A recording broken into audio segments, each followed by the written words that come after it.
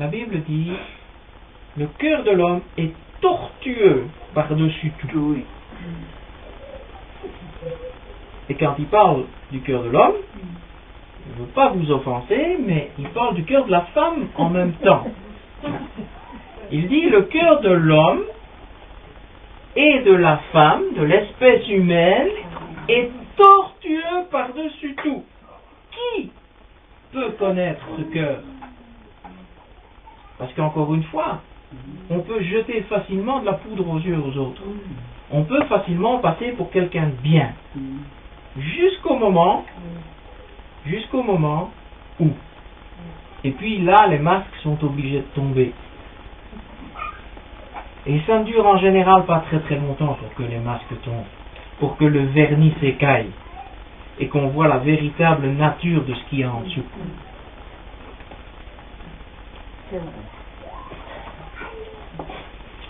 Et il ajoute, moi l'Éternel, je le connais. Je connais le cœur de l'homme.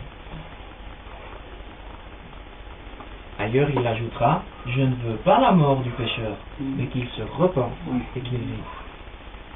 Et la repentance, c'est pas juste pardon Seigneur, hein, et on est parti. Non. La repentance, Et après on commence. c'est un changement radical de vie et de voie. C'est comme lorsque vous êtes sur une autoroute, lorsque vous changez de voie, vous faites demi-tour, mais jamais sur la même route, hein, s'il vous plaît. Vous sortez, vous faites le tour réglementairement et vous repartez dans l'autre direction. On a déjà eu la blague en faisant la route pour l'école de voir quelqu'un tranquillement faire demi-tour sur l'autoroute. Et on se dit, mais attends, est-ce qu'il a tout à fait bien compris où il est? Une repentance, c'est un véritable 180 degrés, un demi-tour. Des repentances que nous voyons, c'est « Pardon Seigneur, je ne le ferai plus ». Mais on ne restaure rien, on ne répare rien, on ne demande pas pardon aux gens qu'on a offensés. Et à cause de ça, cette repentance est vaine. Moi, je vais écraser les pieds de maman Angèle, mais pas par inadvertance, pas par hasard. Je vais le faire sciemment, méchamment, et pour être sûr qu'elle réalise bien ce qui lui arrive, je vais sauter dessus. Si je lui dis pardon à Angèle, est-ce que vous croyez que ça va lui suffire à notre Angèle? Elle va se dire, oui, mais il est gentil, le monsieur, il me demande pardon. Mais qu'est-ce que je fais avec mes orteils qui sont en compote? Je fais quoi, moi?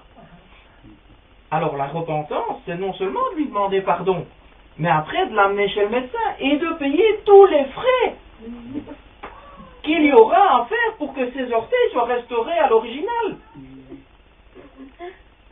Et de faire en sorte que pendant sa convalescence, elle ait à manger, son ménage soit fait. Ça, c'est une véritable repentance. Promener le chien, voilà, tout à fait. Vous voyez les degrés de repentance. Notre degré de repentance, il est léger, superficiel. Et parce qu'il est léger, superficiel, nous allons recommencer avant même d'avoir compris ce qui nous arrive. Pourquoi? Parce que ça ne nous a rien coûté. Parce que ça ne nous a rien coûté. Si une repentance, quelque part, a été jusqu'au fond de ce que nous sommes, alors on fera attention la prochaine fois. On aura le souvenir non seulement de la douleur que ça a fait à Dieu, mais de ce que ça nous aura coûté à nous, et on réfléchira. Et alors commencera à grandir en nous la crainte et le respect de Dieu. Et lorsque nous aurons le respect et la crainte de Dieu, nous aurons la crainte et le respect des autres. Et nous ferons attention, nous ferons un détour pour ne pas écraser les pieds de maman Angèle. Ce sont des exemples simples, à la limite enfantins, mais malheureusement ça se passe tous les jours. Et ça se passe tous les jours, quelquefois même dans l'église. Et nous nous disons, mais pourquoi Dieu ne me bénit-il pas? Pourquoi Dieu ceci? Pourquoi Dieu cela? Ok? Alors effectivement, on peut très bien passer pour des victimes, mais aux yeux de Dieu, où en sommes-nous? Où en sommes-nous?